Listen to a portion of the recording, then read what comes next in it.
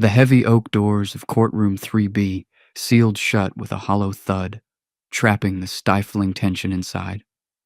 On the witness stand sat Captain Nadia Jenkins, her posture uncompromising, her gaze locked onto the defense table. There, sweating under the harsh fluorescent lights, sat former officer Bryce Harlan. Months earlier, Harlan had leaned back in his precinct chair, a smirk plastered across his face as he laughed at Nadia's desperate plea for help. He had thought she was nobody. He had thought her voice would not carry past the stained linoleum of the lobby. He was devastatingly wrong. Today, that arrogant laugh was the very sound echoing through the halls of justice, hammering the final nails into the coffin of his career and his freedom. The gavel of Judge Reginald Carver struck the sound block with the sharp, definitive crack of a breaking bone. The murmur that had settled over the crowded gallery instantly evaporated. "The prosecution may call its first witness," Judge Carver announced, his voice a low, gravelly baritone that commanded absolute respect. Prosecutor Quentin Reed, a sharp-featured man known for his methodical dismantling of corrupt officials, stood up, smoothing the front of his charcoal blazer. "The state calls Captain Nadia Jenkins to the stand." Every eye in the room shifted to the wooden benches in the front row. Nadia Jenkins stood up. She was a decorated military police officer stationed at Fort Stewart, a woman who had built her entire life on the foundations of discipline, the law, and unwavering composure.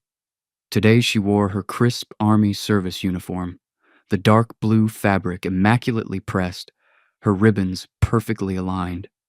Her posture was rigidly straight, her jaw set.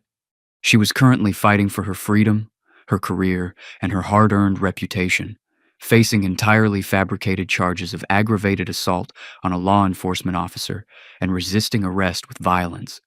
The man who had put her there was currently sitting in the witness stand, swearing an oath to tell a truth he had long ago forgotten how to speak. Officer Bryce Harlan of the local municipal police department was a heavily built man in his late 30s, possessing the kind of arrogant swagger that often shielded a deep-seated incompetence. Harlan had a reputation whispered about in defense attorney circles, but rarely addressed by his own superiors. He was known for escalating situations, for a fragile ego, and for targeting those who he felt did not show him the immediate trembling deference he believed he deserved. Assistant District Attorney Quentin Reed was pacing in front of the jury box. "Officer Harlan," Reed said, his voice projecting easily across the silent room. "Can you walk the jury through the events of that night?" Harlan leaned back in the oak chair, adjusting his uniform collar as if it were suddenly too tight. He looked at the jury, attempting a mask of solemn duty. "I was on routine patrol on the highway heading southbound. I observed a silver sedan swerving erratically, crossing the double yellow line, suspecting a DUI. I initiated a traffic stop. The driver, the defendant, Captain Jenkins, pulled over but immediately became combative." Nadia's eyes remained fixed on Harlan, her expression unreadable. She remembered the night vividly.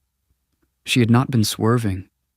She had been driving exactly the speed limit, returning home from a grueling shift at the base. Harlan had pulled her over because her car matched a vague description of a vehicle involved in a misdemeanor theft hours earlier, a fact she only learned during discovery. "When you approached the vehicle, what happened?" Reed prompted. "I asked for her license and registration." Harlan lied smoothly, though a slight bead of sweat formed at his temple under the harsh courtroom lighting. "She refused. She began screaming obscenities. When I asked her to step out of the vehicle for my own safety, she lunged at me. She struck me in the chest and attempted to grab my service weapon. I had no choice but to employ defensive force to subdue her." A low murmur rippled through the gallery. The officers in the crowd nodded grimly. The military personnel in the back remained statuesque. "And during this altercation, you sustained injuries?" Reed asked. "Yes, sir. Bruising to the ribs and a sprained wrist from trying to gain control of a highly aggressive, irrational suspect," Harlan stated, his eyes briefly meeting Nadia's. There was a flicker of contempt in his gaze, a silent assertion of his power over her. "No further questions, Your Honor," Reed said, returning to his seat with a self-satisfied nod. Judge Reginald Carver, A man with decades of legal experience and zero tolerance for courtroom theatrics peered over his reading glasses. Mr. Voss, your witness. Garrett Voss, Nadia's defense attorney, stood slowly.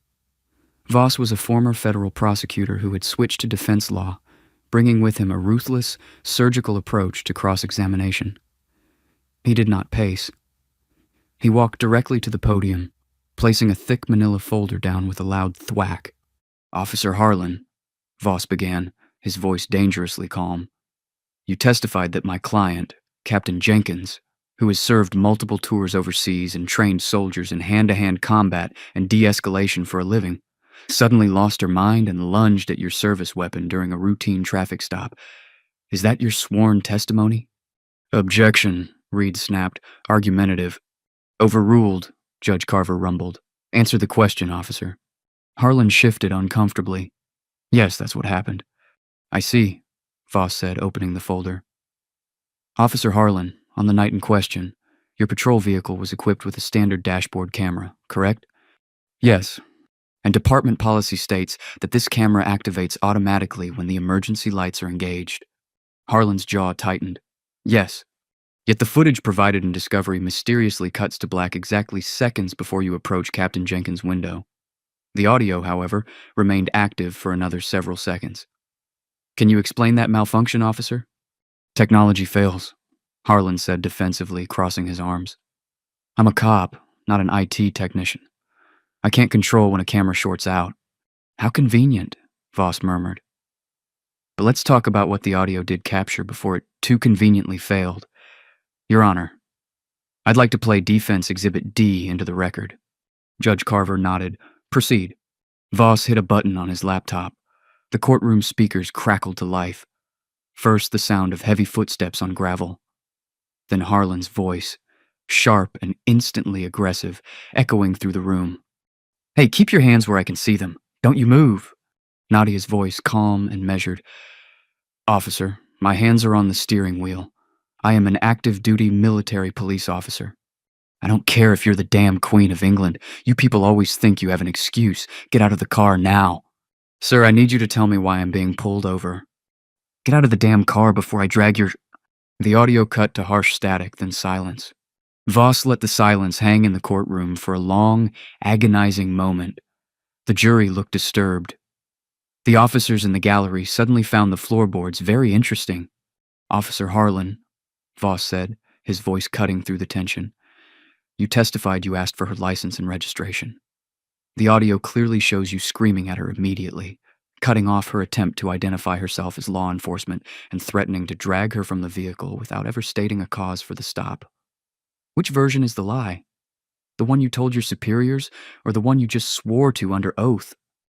"I was assessing a threat," Harlan barked, his face flushing a deep, angry red. "You weren't there. You don't know what it's like on the streets."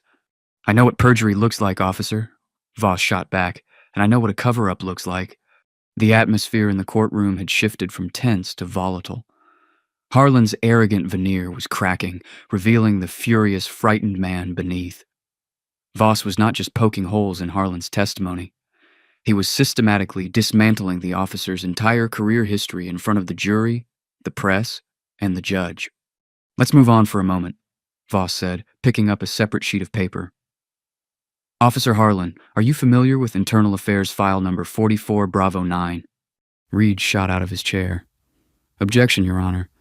Prior incidents are highly prejudicial and irrelevant to the charges Captain Jenkins is currently facing." "Your Honor," Voss countered smoothly, not taking his eyes off Harlan. "The prosecution has made Officer Harlan's credibility and his standard operating procedure the cornerstone of their case. I am establishing a documented pattern of behavior that directly contradicts his testimony today. This goes directly to character and truthfulness." Judge Carver stared at the prosecutor, then at the sweating officer on the stand. "I will allow it, but tread carefully, Mr. Voss." Harlan gripped the edges of the witness box. "I don't memorize file numbers." "Allow me to refresh your memory," Voss said. "Years earlier, you were investigated for excessive force against a motorist. You claim the motorist resisted arrest. However, security footage from a nearby gas station proved the motorist was fully compliant, on his knees with his hands behind his head, when you struck him with your baton. And that was handled internally, Harlan shouted, his composure shattering. I was cleared of criminal wrongdoing. You were given a paid suspension because the department didn't want the liability, Voss corrected sharply. And what about a more recent formal complaint filed by a female cadet at the academy, alleging you used physical intimidation and derogatory language when she questioned a tactical drill you were leading? She was insubordinate, Harlan snarled, leaning forward, his eyes burning with venom, just like Captain Jenkins was insubordinate. Voss asked softly, Is that the real issue here, Officer Harlan? Captain Jenkins didn't cower. She knew her rights. She knew the law better than you did, and your ego couldn't handle a black woman in a military uniform questioning your unconstitutional demands. Objection! Badgering the witness, Reed yelled, his face pale. Sustained, Judge Carver said loudly, banging his gavel. Mr. Voss, dial it back. My apologies, Your Honor. I have no further questions for this witness, Voss said, turning his back on Harlan with deliberate dismissal and walking back to his seat beside Nadia. Nadia hadn't moved. She sat perfectly still, radiating a quiet, dangerous calm. She knew men like Harlan. She had dealt with them in the military, men who hid their inadequacies behind badges and ranks. Mr. Reed, any redirect? The judge asked. Reed, looking at the disastrous state of his star witness, swallowed hard. No, Your Honor. We reserve the right to recall. Very well, the witness may step down, Judge Carver announced. He looked at the clock on the wall. This court will take a recess for lunch. The jury is reminded not to discuss this case amongst yourselves or with anyone else. Court is in recess. The gavel slammed down. The jury began to file out. The gallery erupted into a low hum of intense whispering. Reporters were already typing furiously on their phones. Harlan stood up from the witness stand. He felt humiliated, exposed, and enraged. He was a veteran of the force. He wasn't supposed to be put on trial. He wasn't supposed to be humiliated by some slick city lawyer and a woman who thought she was better than him just because she had captain's bars on her shoulder. As Harlan descended the 3 wooden steps from the witness stand, the layout of the courtroom dictated that he had to pass directly behind the defense table to reach the exit aisle. Nadia was standing up, gathering her notes to hand to Voss. She was focused on the legal pad, her mind already preparing for the afternoon session. Harlan's blood was roaring in his ears, his peripheral vision narrowed as he walked behind her, his shoulder purposefully clipping hers, a hard, intentional bump designed to provoke. Nadia stumbled slightly, but instantly regained her balance. She turned her head, her dark eyes locking onto Harlan's flushed face. She didn't yell. She didn't shrink. She simply looked at him with an expression of profound, chilling pity. Watch your step, officer, Nadia said quietly, her voice steady and commanding.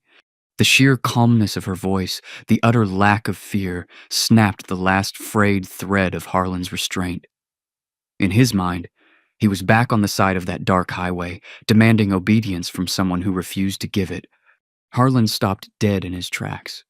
He leaned in, his face inches from hers, his breath smelling of stale coffee and raw adrenaline. You think you're untouchable because of that uniform, you arrogant bitch, Harlan hissed, his voice trembling with rage, loud enough for Voss, the court reporter, and the bailiff standing nearby to hear. I'm going to make sure you rot in a cell. Garrett Voss stepped forward, putting himself between his client and the officer. Back away, Harlan, right now, or I'll have you held in contempt. Harlan ignored the lawyer entirely. His eyes were locked on Nadia, who had not broken eye contact. You are a disgrace to the badge you wear, Nadia said, her voice dropping an octave, carrying the lethal authority of a commanding officer addressing a disgraced subordinate. You are weak, and today the whole world knows it. Something in Harlan's brain short-circuited. The sheer blinding audacity of her standing up to him, of looking down on him, bypassed all logic, all training, and all awareness of his surroundings. He wasn't in a courtroom anymore. He was a tyrant being defied. With a guttural snarl, Harlan raised his right hand. He didn't punch. He wanted to demean. He swung his hand in a wide, vicious arc, aiming an open-handed slap directly at Nadia's face. The sound of the impact was horrifying. Crack. It echoed off the high mahogany ceiling, freezing every single person remaining in the courtroom in a state of absolute, paralyzed disbelief. Judge Reginald Carver, who had just been gathering his robes to leave the bench, froze. The court reporter gasped, her hands flying to her mouth.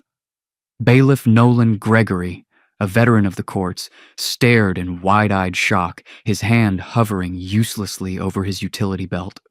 A sworn police officer had just struck a military officer, a criminal defendant, in the middle of a court of law.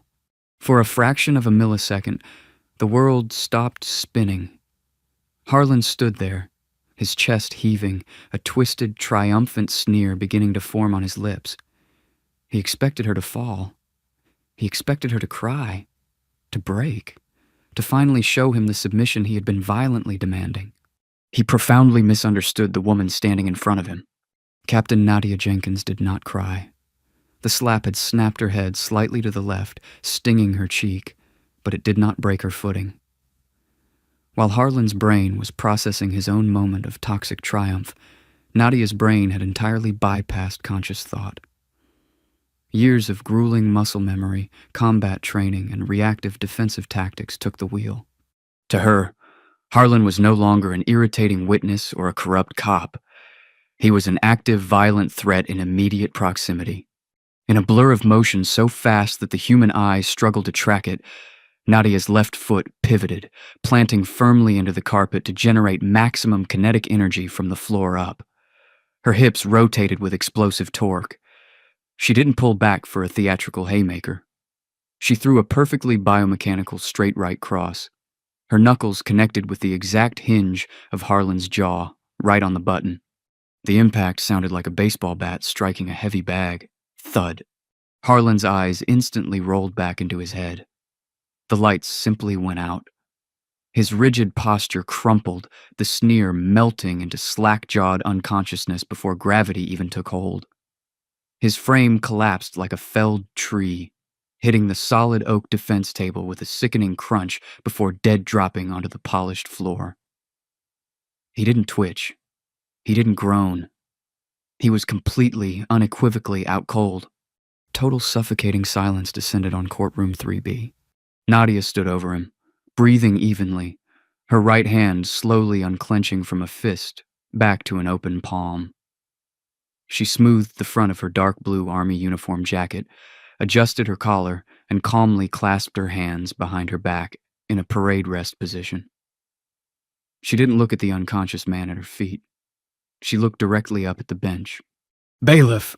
Judge Carver roared, his voice shattering the silence, vibrating with a fury rarely seen in his courtroom. Bailiff Gregory snapped out of his shock, drawing his taser and rushing forward. 3 other deputies burst through the back doors of the courtroom, alerted by the shouting, their hands on their holsters. "Get him on the ground! Cuff her!" One of the arriving deputies yelled, seeing a fellow officer lying motionless on the floor and moving aggressively toward Nadia. "Hold your goddamn positions!"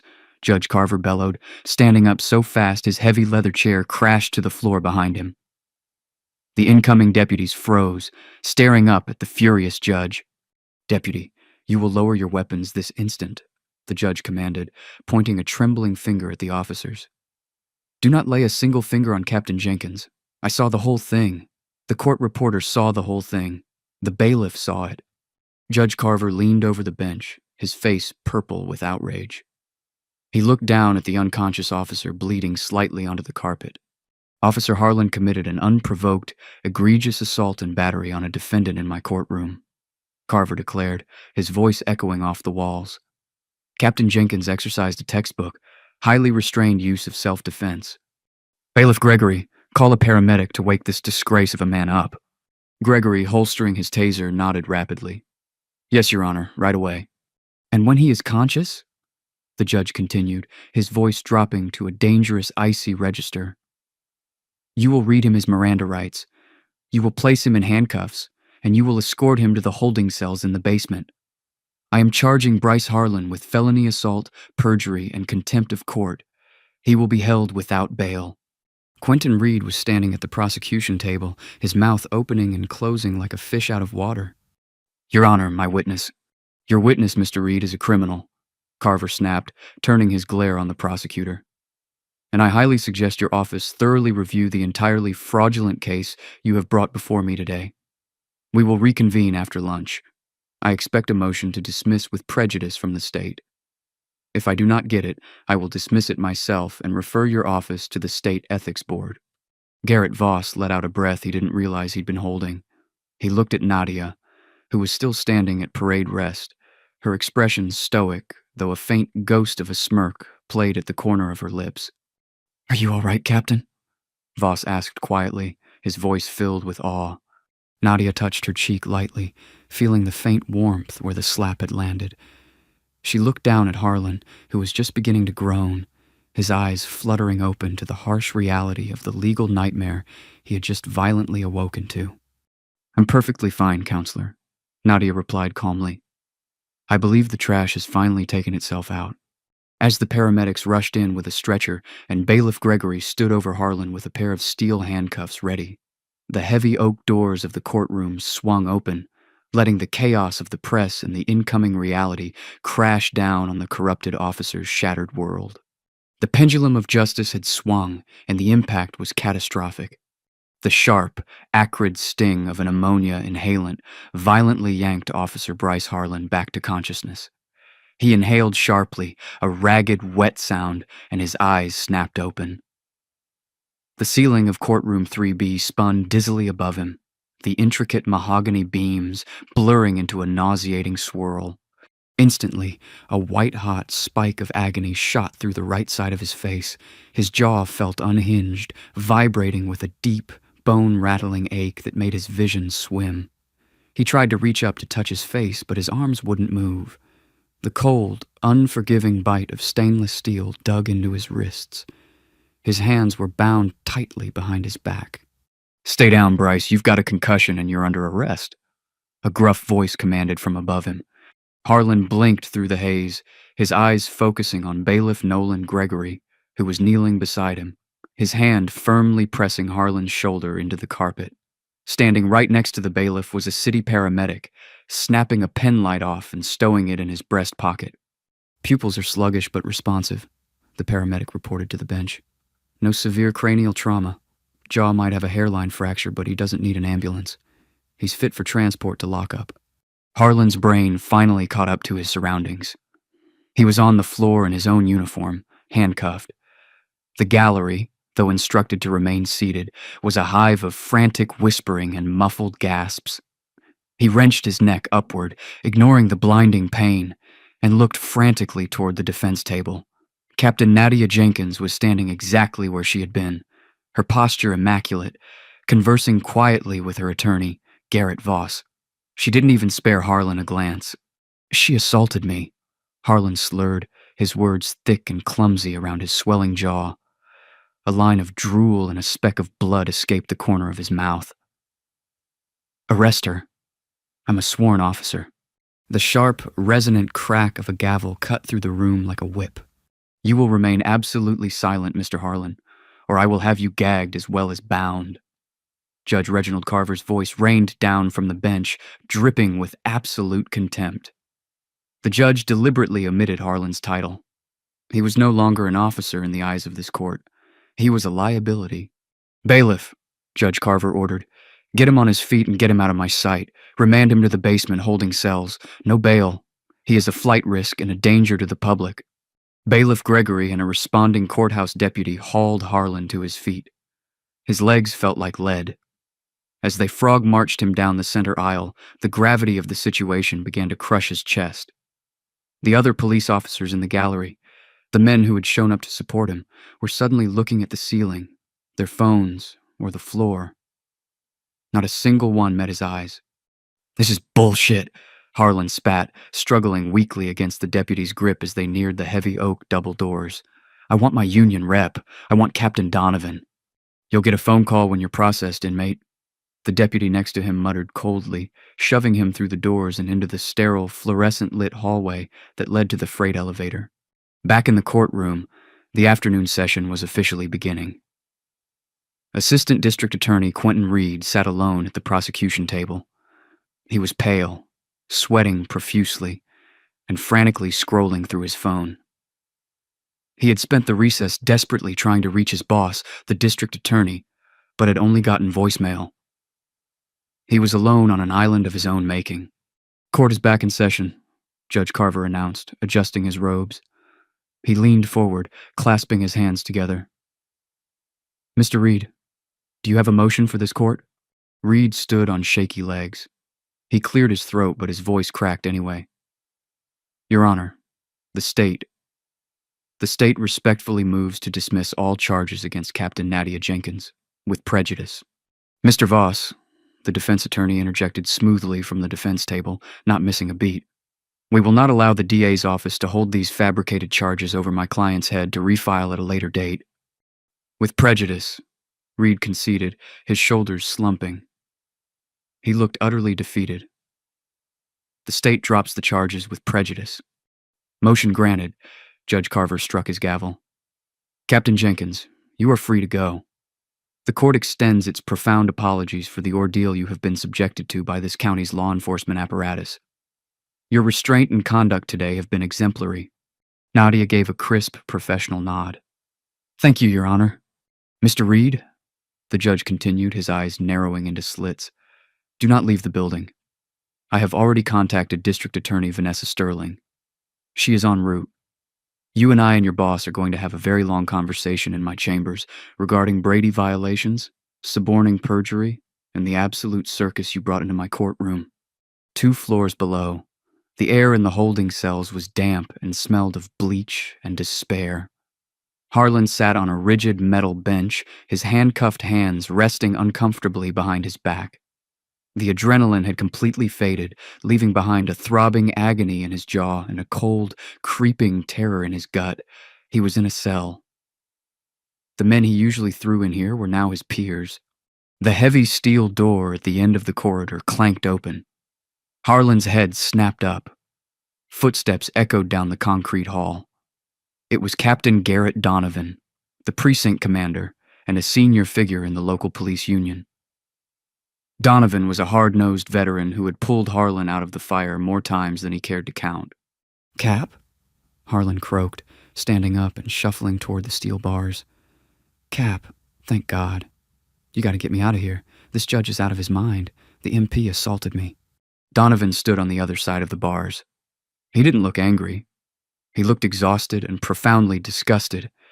He held up a hand, silencing Harlan instantly. "Shut your mouth, Bryce," Donovan said, his voice terrifyingly quiet. "Just shut it." Harlan blinked, confused. "Cap, The court reporter's transcript of the audio was already emailed to my office," Donovan interrupted, stepping closer to the bars, his eyes hard as flint. "The audio where you unlawfully ordered a compliant, identified military officer out of her car without cause. The audio where you threatened her.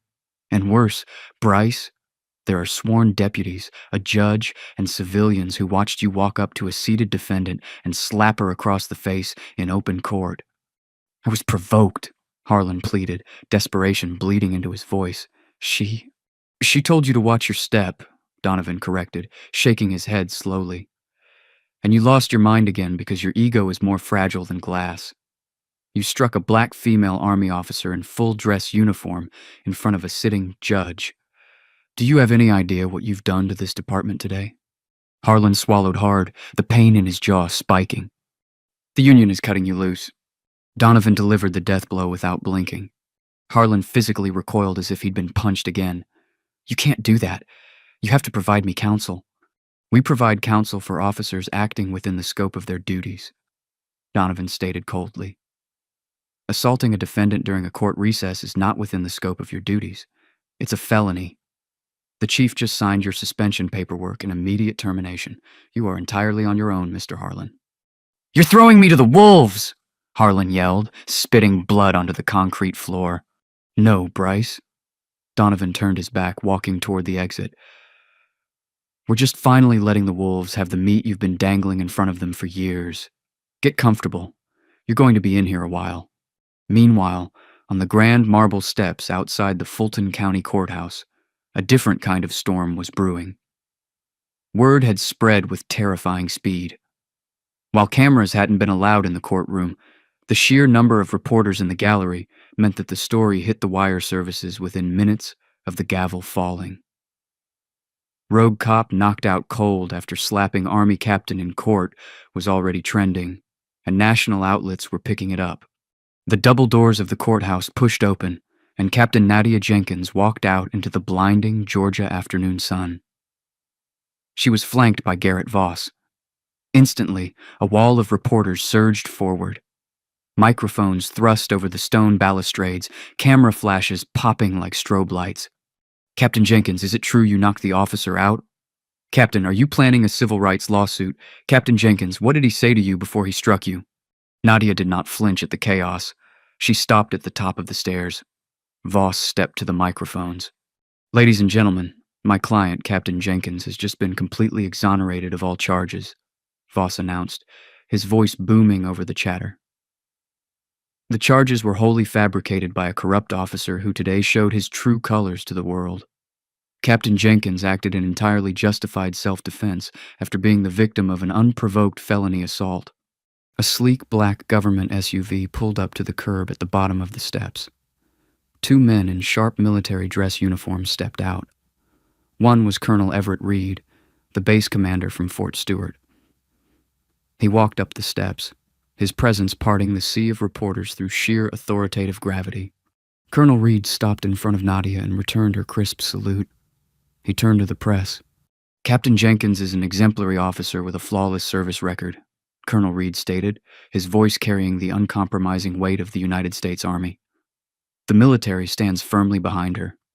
We are appalled by the blatant abuse of power demonstrated by the local municipal police department today, and we will be monitoring the federal civil rights investigations that will undoubtedly follow. Come along, Captain. Nadia descended the steps, her head held high, leaving the media frenzy behind. She climbed into the SUV, the heavy doors shutting out the noise of the city. As the vehicle pulled away, heading back toward the base, Nadia looked out the tinted window. She wasn't smiling. She took no joy in the destruction of Bryce Harlan's life. She simply felt the quiet, resolute satisfaction of a soldier who had held the line. The system had tried to break her, but she had broken the system instead. Upstairs in the district attorney's office, Vanessa Sterling was drafting the press release that would announce a sweeping independent audit of every single arrest Officer Bryce Harlan had made in recent years. The dominoes were falling, and they were going to crush anyone standing in their way. The grinding wheels of the justice system, often criticized for their agonizing slowness, can occasionally move with the terrifying speed and destructive force of a freight train when adequately motivated. For Bryce Harlan, that motivation came in the form of a viral news cycle and a severely embarrassed district attorney's office. Months had passed since the infamous slap in Courtroom 3B. The chill of late autumn had descended on Georgia, but it was nothing compared to the absolute freeze that had overtaken Harlan's life. He was no longer Officer Harlan. He was inmate number 08442, residing entirely in the protective custody wing of the Fulton County Jail. Stripped of his badge, his gun, and the blue uniform that had shielded his insecurities for years, he was a startlingly diminished man. He had lost significant weight. The arrogant swagger was gone, replaced by a permanent paranoid hunch. On a bleak morning, Harlan was escorted in waist chains to a sterile visitor's room. Waiting for him on the other side of the scratched plexiglass was not a high-priced defense attorney, but a desperately overworked public defender named Leland Carver. Harlan picked up the heavy black telephone receiver. "Tell me you got the judge to grant bail," he rasped, his voice rough from disuse. Carver looked at him with a mixture of pity and exhaustion. "Bail is the least of your problems right now, Bryce. We have a massive development, and it's the worst-case scenario." Harlan's stomach plummeted. What did Sterling do now? She already fired Reed and dragged my name through the mud. District Attorney Sterling didn't do anything, Carver corrected, opening a thick manila envelope. "She handed your file over to the United States Department of Justice. The feds have officially taken over." Harlan felt the blood drain from his face. State charges were one thing. They carried the possibility of local politics, sympathetic juries, or a quiet plea deal.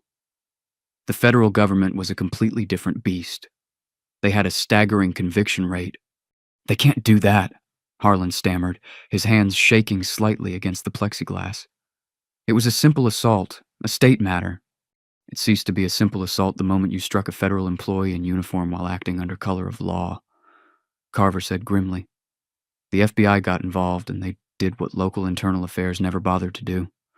They subpoenaed the hard drive from your cruiser's dashcam system." Harlan felt a cold sweat break out on the back of his neck. "I told them it malfunctioned." "The FBI Cyber Division doesn't believe in coincidences," Carver replied, pulling out a transcript. "They recovered the deleted cache data.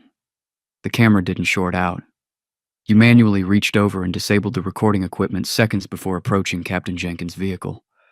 And right before you hit the kill switch, the interior mic caught you saying, and I quote, 'Let's teach this arrogant piece of work some respect.'" The silence in the small booth was deafening. Harlan stared at the paper in Carver's hand as if it were a venomous snake. "Premeditation," Carver explained, his tone flat and clinical. "The absolute holy grail for a civil rights prosecution. The U.S. Attorney's Office is charging you under Title 18 United States Code, Section 242, deprivation of rights under color of law.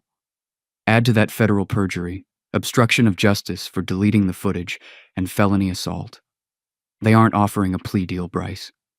They want to make a public example out of you. We are going to trial, and if we lose, you are looking at over a decade in federal lockup." The last remnants of Harlan's ego shattered like cheap glass.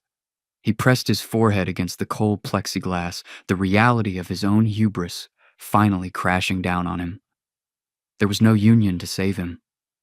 There was no blue wall of silence to hide behind. There was only the brutal, inescapable weight of his own actions. The Richard B. Russell Federal Building in downtown Atlanta did not possess the warm, historical mahogany of the state courthouse where this nightmare had begun. Instead, Courtroom 1 was a modern cathedral of absolute, unyielding authority, constructed of cold granite, sound-absorbing acoustic panels, and bulletproof glass. The air conditioning hummed with a low, clinical vibration, keeping the room at a constant, chilling temperature that matched the terrifying reality settling into the bones of the man at the defense table. Bryce Harlan was entirely unrecognizable from the swaggering, broad-shouldered officer who had strutted into state court months prior. Stripped of his tailored blue uniform and the heavy leather duty belt that had acted as his psychological armor, he now wore the drab, oversized beige jumpsuit of a federal inmate. His frame had withered. His skin possessed a sallow prison pallor.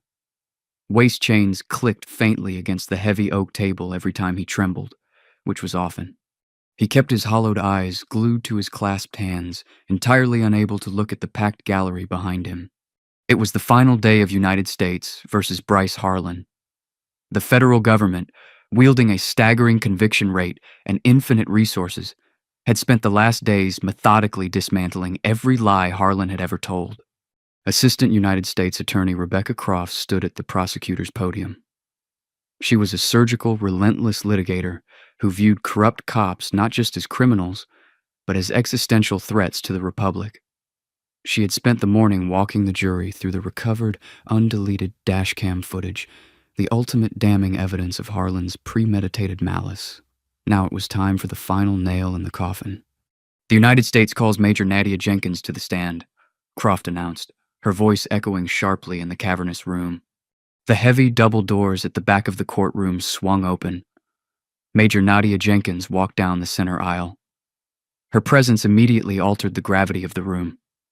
She wore her immaculate Army service uniform, the fabric a deep midnight blue.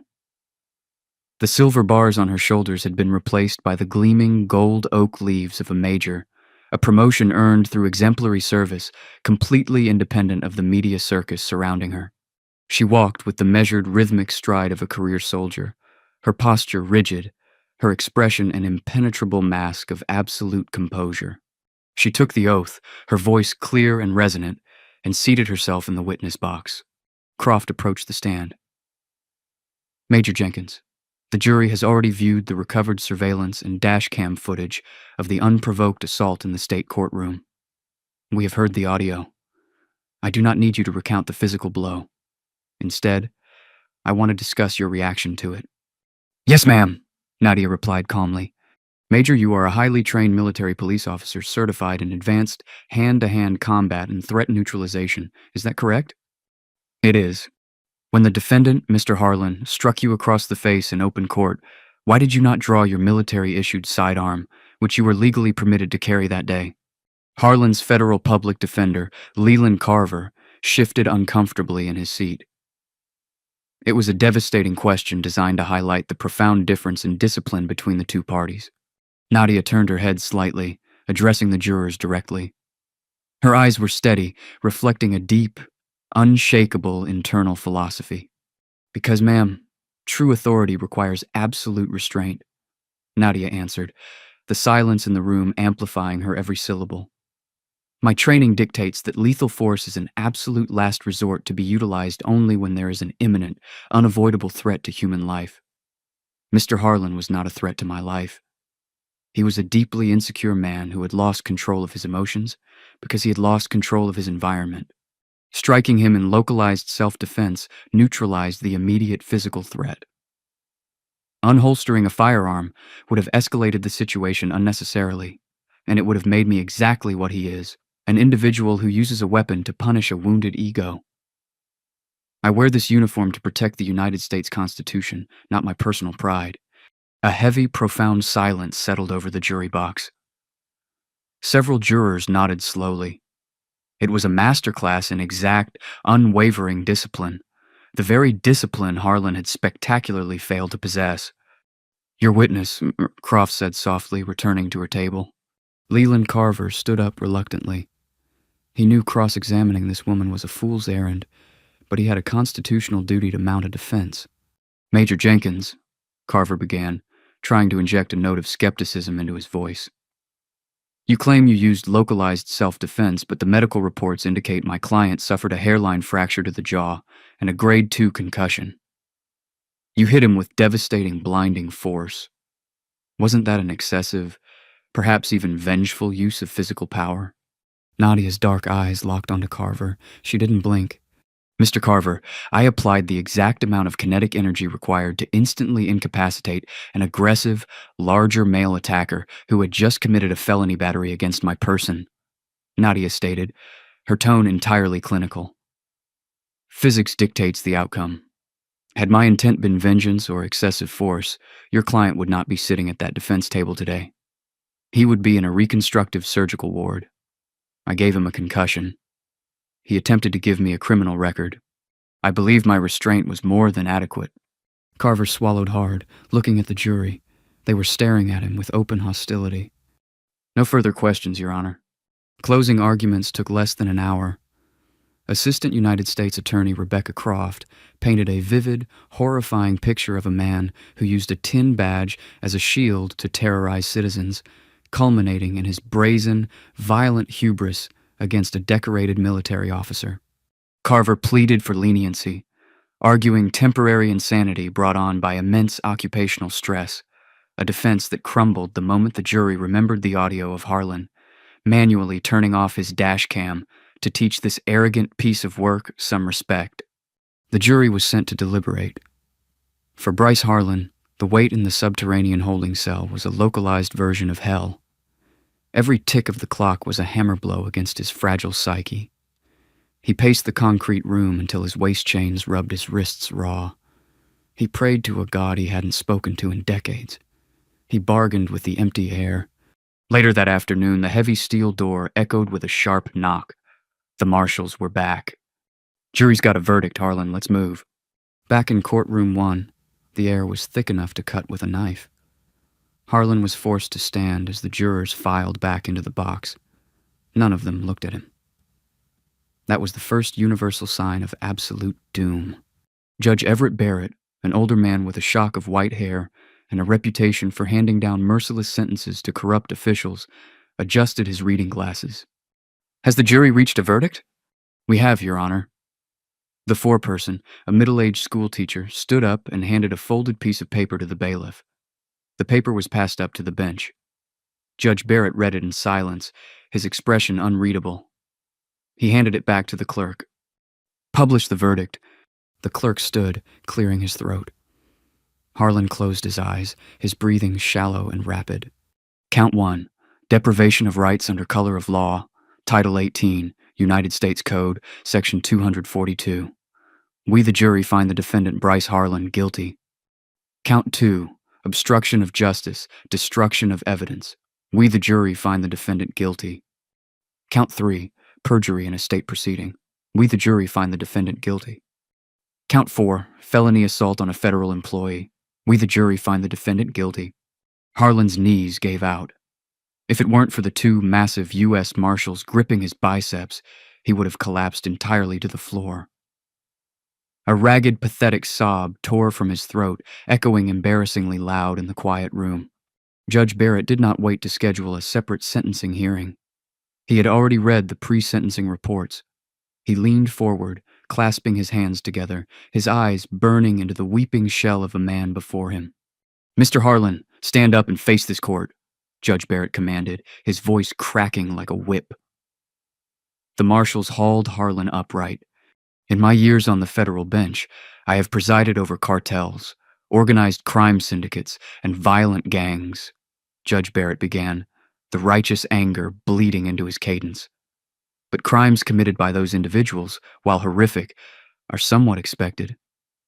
You, sir, are a far more insidious breed of criminal. You took an oath. You were given a weapon, a badge, and the awesome, terrifying power of the state to deprive citizens of their liberty. You were entrusted with the safety of your community." The judge pointed a trembling finger at Harlan. "Instead of protecting the vulnerable, you hunted them. You allowed a cancerous, fragile ego to dictate your enforcement of the law. You targeted minorities. You falsified documents. And when you were finally confronted by a woman who refused to bow to your unconstitutional tyranny, a woman who has literally put her life on the line for this country, your response was not introspection, but brute, animalistic violence in the middle of a courtroom." Harlan was openly weeping now, his face buried in his chained hands. "You are a coward, Bryce Harlan," Judge Barrett declared, his voice booming. "You are a disgrace to every honorable man and woman who wears a police uniform. Today, the shield you hid behind is permanently incinerated." The judge picked up his sentencing sheet. "On the charges of deprivation of rights, obstruction, perjury, and assault, I sentence you to a total of over 10 years in a maximum security federal penitentiary. This sentence is to be served consecutively with zero possibility of early release or parole. Upon completion of your sentence, you are permanently barred from ever holding a position in law enforcement, private security, or any office of public trust. You are remanded immediately to the custody of the Bureau of Prisons." The gavel slammed down with apocalyptic finality. Crack. It was the exact same sharp sound that had echoed in the state courtroom months ago when Harlan's hand struck Nadia's face. But this time, the sound did not signal an assault. It signaled the permanent, agonizing end of a tyrant's reign. "Get him out of my courtroom," Judge Barrett said, disgusted, waving a hand. The marshals spun Harlan around as they practically dragged him toward the side exit. His tear-streaked, terrified eyes briefly met the gallery. Major Nadia Jenkins was standing in the front row. She did not gloat. She did not smile. She offered him no sympathy and no anger. She simply looked at him with the cold, detached finality of an elite soldier, confirming that a hostile target had been permanently neutralized. She held his gaze for agonizing seconds, letting him fully absorb the absolute completion of his own destruction. Then she turned her back on him. She placed her military cover perfectly on her head, squared her shoulders, and walked out the heavy oak doors, returning to a life built on actual honor and true strength. Behind her, the heavy steel door of the holding cell slammed shut, locking Bryce Harlan into years of darkness, crushed beneath the unyielding weight of the very justice system he had foolishly believed he could control. The dramatic downfall of Bryce Harlan serves as a potent reminder that authority divorced from accountability inevitably rots into tyranny. True power does not reside in a badge, a raised voice, or the willingness to use physical intimidation. It is found in discipline, emotional regulation, and an unwavering respect for the law. Major Nadia Jenkins embodied this reality, transforming a moment of profound victimization into a masterclass of tactical restraint and righteous retaliation. Her single strike did more than knock an abusive officer unconscious. It shattered a localized culture of impunity, triggering a cascading sequence of karma that purged a corrupt element from the justice system. Ultimately, this story reinforces the enduring truth that those who weaponize the law to shield their own fragile egos will eventually find themselves crushed beneath its impartial, unyielding weight. Justice, though sometimes delayed, remains absolute.